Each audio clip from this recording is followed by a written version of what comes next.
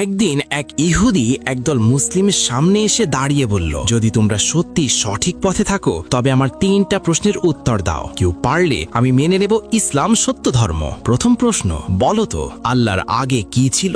সবাই চুপ, কেউ উত্তর দিতে পারল না। তখন ভিড় থেকে একটি ছোট শিশু বেরিয়ে এসে বলল, আমি উত্তর দেব।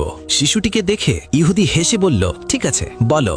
শিশুটি বলল, আপনি 10 থেকে 1 পর্যন্ত উল্টো গুনুন তো। ইহুদি গুনল 10, 9, 8, 1। তখন শিশুটি বলল, 1-এর আগে কি?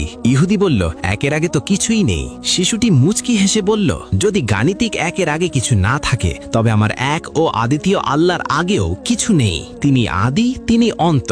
ইহুদির দ্বিতীয় প্রশ্ন, আল্লাহ এখন কোন দিকে তাকিয়ে আছেন? শিশুটি একটি জ্বলন্ত মোমবাতি নিয়ে এলো এবং জিজ্ঞেস করল, বলুন তো এই আলোটা কোন দিকে তাকিয়ে আছে?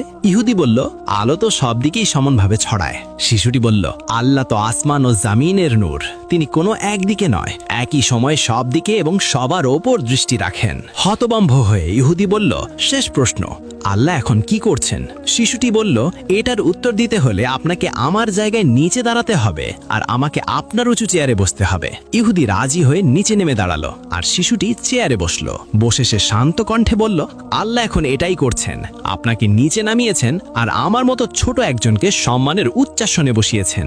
উত্তর শুনে ইহুদির চোখ ভিজে গেল। সে তখনই সবার সামনে সত্য স্বীকার করে নিল। জানেন কে ছিল এই অসাধারণ বুদ্ধিমান শিশুটি? ইতিহাস বলে ইনি ছিলেন ফিকহ শাস্ত্রের জনক ইমাম আবু হানিফা রহমাহুল্লাহ। তার এমন প্রজ্ঞার জন্য কমেন্টে লিখুন সুবহানাল্লাহ।